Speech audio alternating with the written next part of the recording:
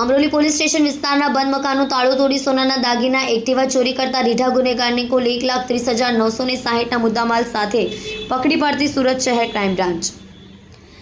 તારીખ 6/7/2025ના રોજ Amroli police station વિસ્તારમાં કોસાડ આવાસ ખાતે રાત્રિ દરમિયાન ફરિયાદીના ઘરના દરવાજાનો લોક તોડી રૂપિયા, સોના ચાંદીના દાગીના, બિલ્ડિંગ સામે પાર્ક કરેલ એક્ટિવા મોપેડ મળી કુલ 2,08,450ની મત્તાની ચોરી થઈ હોય, જે બાબતે સંલગ્ન કલમો હેઠળ ગુનો દાખલ થયો હોય.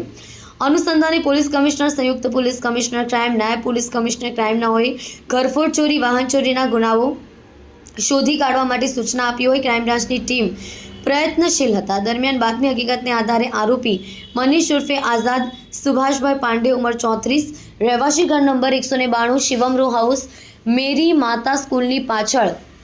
પાંડેસરા, સુરત, મૂળ રહેવાસી ઉત્તર પ્રદેશને અટવા ગાંધીબાગ સામે જાહેર રોડ ઉપરથી પકડી પાડી ગુનાના ચોરીના અસલ મુદ્દામાલના સોનાના દાગીના કુલ 1,05,960, એક્ટિવા મોપેડ 25,000 મળી કુલ 1,30,960ના મુદ્દામાલને રિકવર કરવામાં આવ્યો છે. વધુ પૂછપરછ કરતા તે મોજશોખ કરવા માટે રૂપિયાની જરૂર પડે ત્યારે રાત્રિ દરમિયાન બંધ મકાનનું તાળું તોડી રોકડા રૂપિયા, સોના ચાંદીના દાગીનાની ચોરીઓ કરતો હતો. અવારનવાર સુરત શહેરમાં અલગ અલગ પોલીસ સ્ટેશનમાં પકડાઈ ચૂક્યો છે અને 2 દિવસ પહેલા રાત્રિના સમયે અમરોલી કોસાડ આવાસ ખાતેના બંધ મકાનનું તાળું પોતાની પાસેના પેચા વડે તોડી ઘરમાં પ્રવેશ કરી સોના ચાંદીના દાગીના અને બિલ્ડિંગની સામે પાર્ક કરેલ એક્ટિવાની ચોરી કરી હોવાની કબૂલાત કરી છે.